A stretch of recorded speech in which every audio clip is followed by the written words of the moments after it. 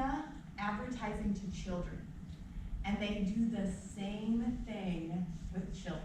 Like the advertisement, they are ruthless. They hire child psychologists to figure out the nag effect. Like, how do you get children to nag more so that you as parents will buy that toy or buy that cereal or buy that, I don't know, whatever it may be.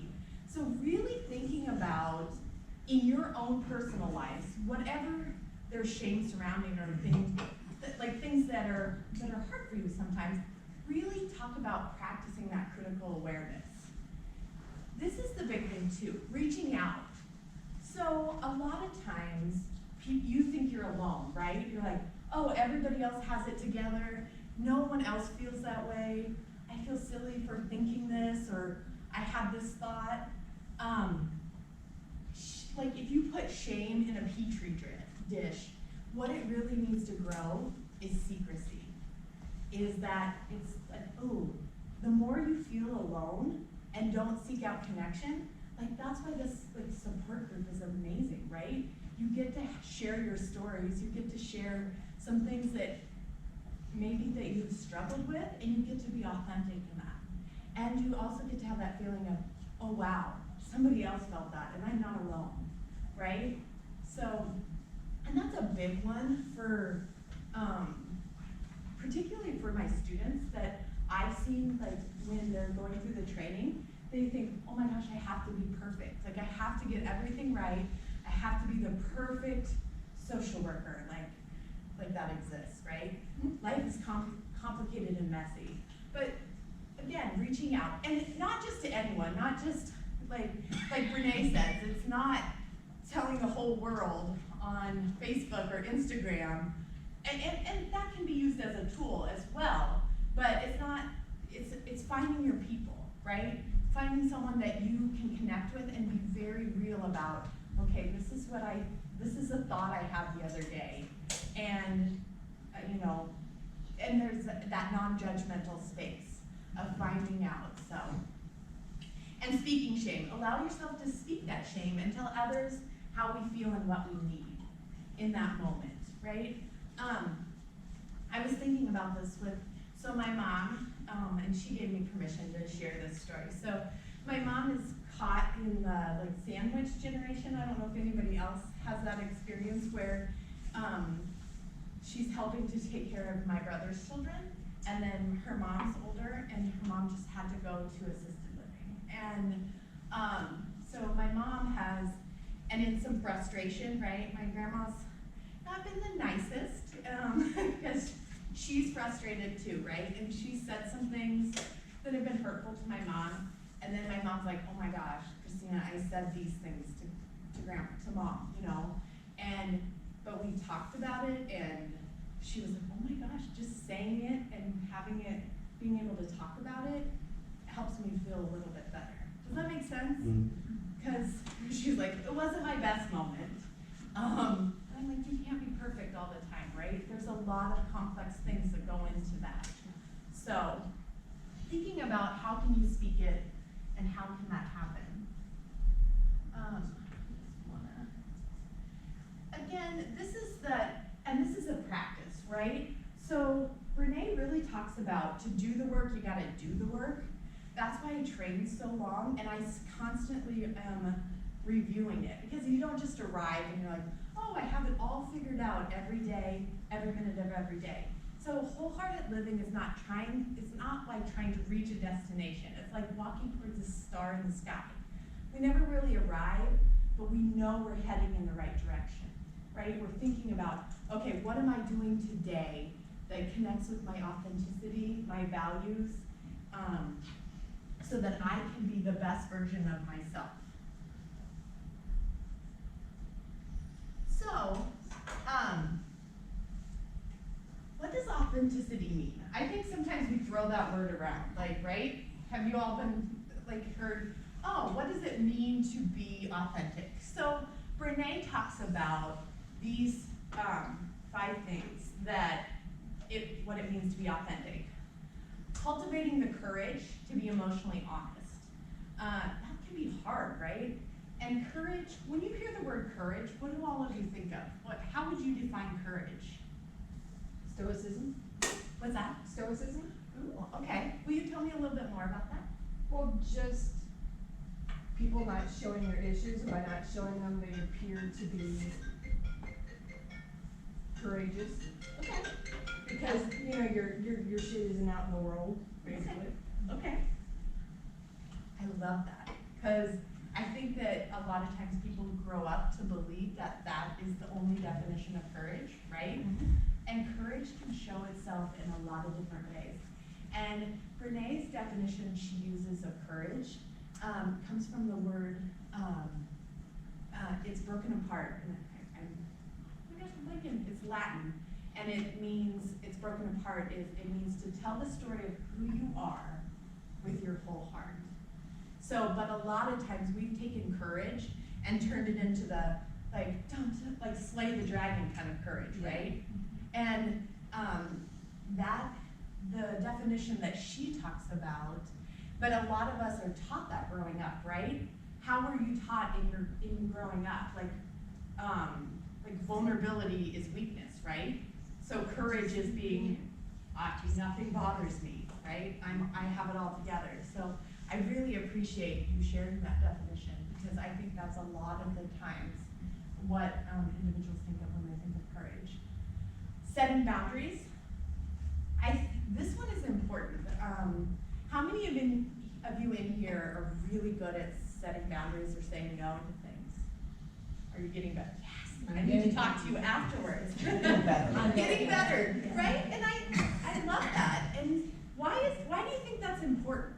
Why is setting boundaries important? And you can think about it and relate it to your own personal journey. Personally, my natural state is to want to help people. And so when anybody asks me anything, for instance, my immediate response is yes, yes, yes. But then in reality, what happens is I become overly worked, spread too thin, can't do as good of a job at one thing because I'm trying to do, and let my own health suffer because I'm trying to help someone else. So I'm trying to learn, like, the balance between doing what I need to do for myself and get other people. So I'm not great at it, I'm learning it. At 47, that's a good point to start. It is a good point to start. You're absolutely right. Well, it's taken me a long time to learn it, and I wasn't very good at it, and I had a heart attack, and I had to get good at it. And now I'm retired, and I've decided in my retirement, I don't need to do anything that doesn't make me happy. I like it. I And got so goosebumps. it's made me Thank you. human, better at being able to set boundaries on things. Right, and you don't need to wait for a health issue or, Yeah, I hope nobody waits to have a heart Right, attack or before other they do things. it. Right, like you can do it at any time, like even if you're 80 something, you never know how long you're gonna be. All right. Yeah, absolutely. That is, there's a little game that we like to play at our house, and you can practice it. It's called the saying no game. And you set across, and my teenagers hate it, my preteens hate it, but I'm teaching them, right? I'm teaching them, and it starts out simple. It's like saying no to simple things. And even as kids, they have a hard time saying no. And I was like, where's that coming from? So, but I do, a lot of times I'll ask Linda something like, hey, we got invited to do this, do you wanna do that? And then I'll put after it, no is a perfectly acceptable answer. Letting her know that I'm not gonna be upset if she says, no, let's not do that. Yeah, he does do that. that is a great point too, because often we're like, oh my gosh, I don't wanna disappoint someone else. Yeah. Yeah. My story related to this, so I don't like to bake. I like to cook, but I don't like to bake. And when my one son was in kindergarten, his teacher got me.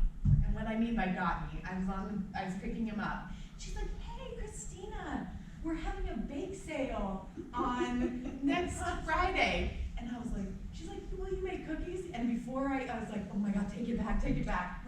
I said yes. And I'm in my son remembers this very vividly.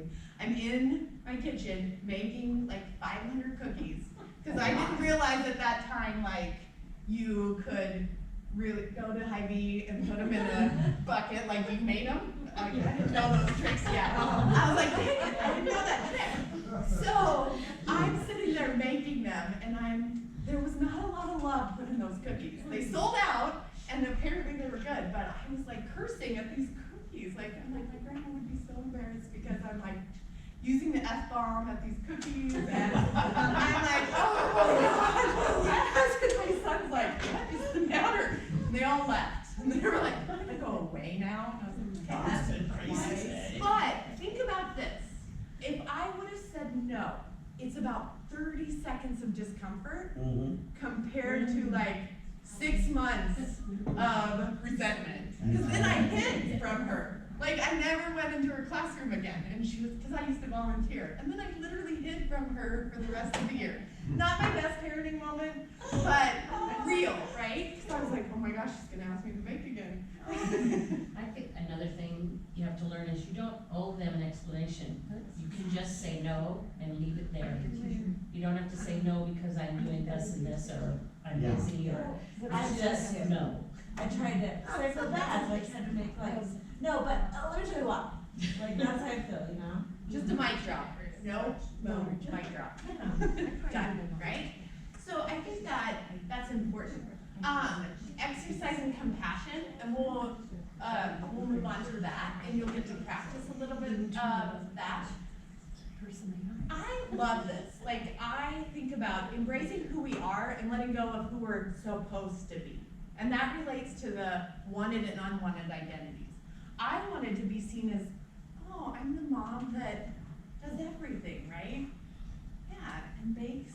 I don't bake. Like, I hate it. Like, I hate it. I still, like, I've never baked cookies since.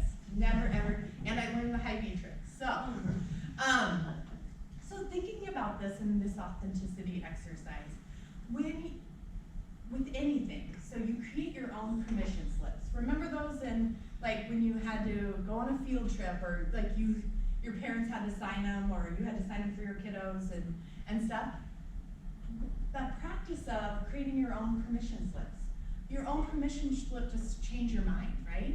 Maybe you felt, when you said yes to something on Tuesday, of like going to the lake or something on Friday night, and you said yes on Tuesday, but by Friday, you're tired, right? So you're like, okay, I give myself permission to change my mind and do what I need to do to rest and recharge. So you can play around with that and just make some of your own permission slips. You can have fun with it. You can figure out. 3 main elements, I don't know where that came from, elements to self-compassion. So this is important. This is one of the big parts of the work, is extending the kind of grace to yourself that you extend to others. Do you talk to yourself like you would talk to anybody else? When you mess up, when something happens and doesn't go as how you wanted, listen, really pay attention to what is that soundtrack in your mind. What is it saying? Is it saying, I stink, I'm awful? What is it? What are you saying? And there's a website, and it's called selfcompassion.org, and there's a ton of exercises. There's loving kindness meditations. I would highly recommend checking it out, because it's just great to really think about how do you treat yourself? How are you treating yourself? You're not alone. Again, it comes back in all of that work. We are here for connection, right? We are here. You're not alone. Recognizing your common humanity. Yeah, I may have screwed up, but I'm not alone in that, right? So here's a practice point. And again, just going through these things, pay attention to when your perfectionist tendencies kick in. When are they more likely to kick in and rev up? Like, when is that? When does that happen for you? And it might be different for different people, right? Some of it might be surrounding I don't know, does anybody have any examples that they wanna shoot, that they feel comfortable? Yes. I freak out every time. I make a mistake, always. I like entertaining, but then when it gets down to the entertaining, nobody moves fast enough, nobody does it right. I'm just like mega bitch that day. Ask my husband, he knows. I saw the smile, the knowing smile. Yes, he does. And then I regret even volunteering because I turn into the mega bitch and then, and it's exhausting. On your last bullet point there, I always said, I don't know if it is actually Confucius, but I heard a quote a long time ago that was attributed to Confucius that basically said, and I'm paraphrasing, don't worry about the things that you can't change because you can't change them. So there's no point in worrying about them. Don't worry about the things you can change because you can change them. So there's no point in worrying about them. In other words, don't worry about stupid little things. And I kind of try to live my life that way, but obviously it's difficult.